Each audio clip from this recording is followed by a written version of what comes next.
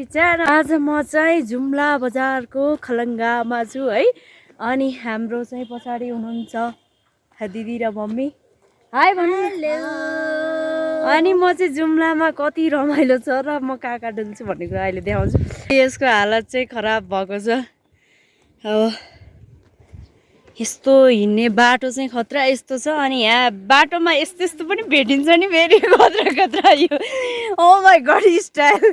ओ दिदी हेर्न यहाँ बाटोमा तँलाई स्वागत गरे।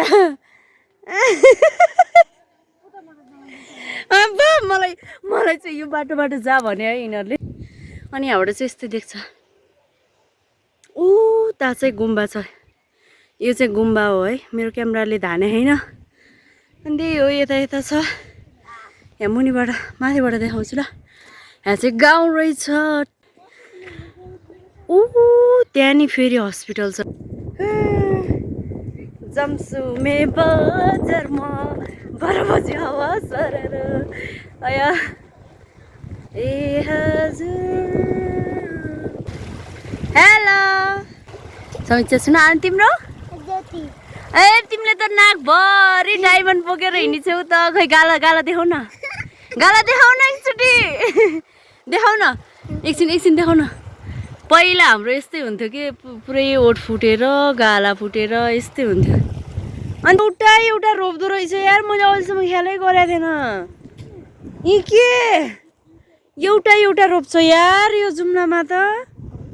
हाम्रोमा त उहाँ कैलालीतिर चाहिँ यत्रो रोप्थ्यो नि त मोटो यत्रोको दाना फलिसक्यो। यत्रोको फल्दै भर्खरै। यहाँ चाहिँ यस्तो दामी बगैँचा हुन्छ। जम्मैकोमा बगैँचा हुन्छ कि यस्तो। ओखर र के अरे स्याउ चाहिँ बराबर फले कि उत्रै दाना। यी सानो दाना यत्रो फले। बाटो खुल्यो मोटर चल्यो जुम्ला कालीकोटको। अनि यो ओरिजिनल मुगा हो बजे।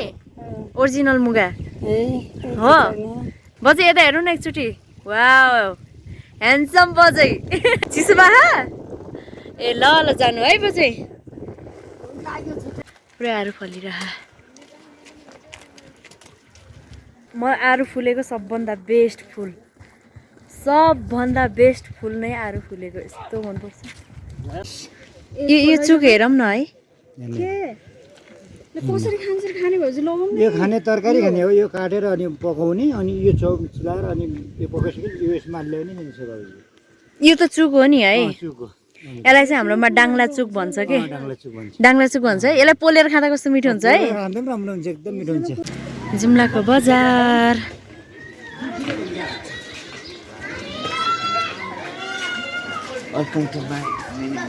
Mini blog. अटो नि चल्छ नि फेरि यहाँ त। ए दसैँ तिहार आइसक्यो यहाँ। तात्ता त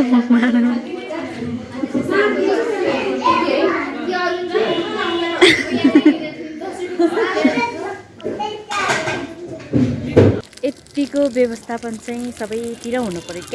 के भन्दाखेरि चाहिँ बिचमा खोला छ नि। तर यो सफा चाहिँ गर्नु पर्यो। यहाँ सफा चाहिँ गरेको छ है।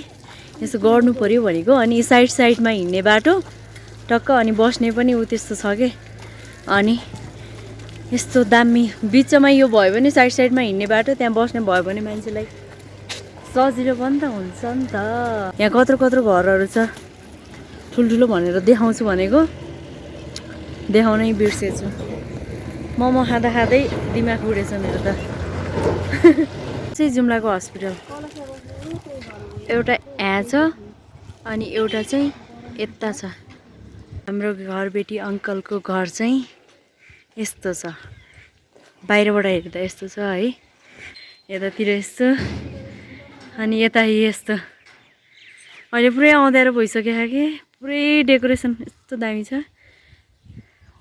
81 सर म्यामले चाहिँ उसको बेबी सावर मनाइदिनु भएर छ है। हामी चाहिँ घुम्न जाने भनेको थियौँ।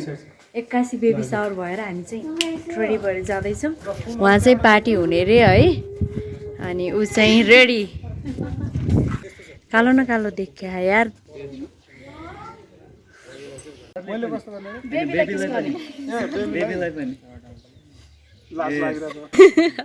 बाटोमा हिँड्दा हिँड्दै मैले नि यस्तो कुन्डीवाला भेटेँ कि पहिला हाम्रो घरमा यस्तै कुन्डीवाला हुन्थ्यो कि ठ्याक्कै त्यही याद आयो कि आजकल भेट्दैन नि त धेरै त्यो फाइनल्ली गाइज गुम्बा पुगियो मम्मीको हालत खराब भएर मुखले श्वास सास फेर्दै हुनुहुन्छ अनि यसको हालत चाहिँ यस्तो खराब छ यो चाहिँ बाहिरै बस्छ हामी चाहिँ जाने रे उहाँभित्र जान मिल्दैन रे आज चाहिँ हामी फाइनल्ली 3 दिनपछि जाने भन्दा अनि गुम्बा आएको छ अनि पहिलाको भ्लग र अहिलेको भ्लग म दुईटा मिक्स गरेर हाल्छु पहिलाकोमा चाहिँ कपाल लामो छ अहिले चाहिँ कपाल काटिसकेको छु मैले यस्तो खतरा छ यहाँ भित्र चाहिँ यस्तो राखेको छ यहाँ पैसाहरू राखेको रहेछ हिँड्नु न चलाउँदै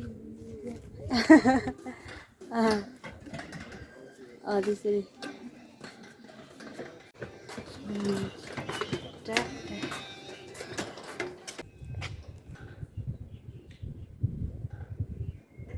यो चक्रहरूलाई चाहिँ के अरे घडीको दिशामा घुमाउनु भनेर लेख्दो रहेछ टाढा अनि यतातिर चाहिँ यस्तो कस्तो दामी हावा लगाइरहेको कस्तो लाग्यो मम्मी ठिक लाग्यो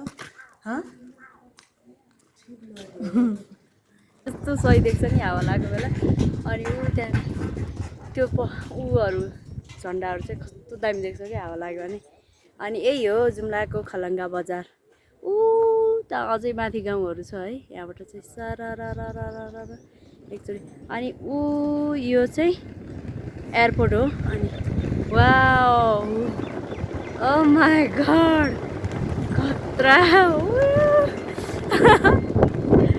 ओ माई यतिखेर हो कि सही देखिने यार यता चाहिँ गुम्बा छ अनि यता चाहिँ त्यो यस्तो घुमाउने कुरा के भन्छ त्यसलाई त्यो चाहिँ दाहिनेपट्टि घुमाउनु पर्छ अरे अनि यो चाहिँ यतापट्टि छ यस्तो यता चाहिँ इन्ट्री गेट हजुर अनि यताबाट चाहिँ त्यहाँ गाउँ देखिन्छ त्यही हो हाम्रो पेङ्गुइन पछाडि हिँड्दैछ टुकुर लाएर अनि बाई भन्नु मम्मी बाई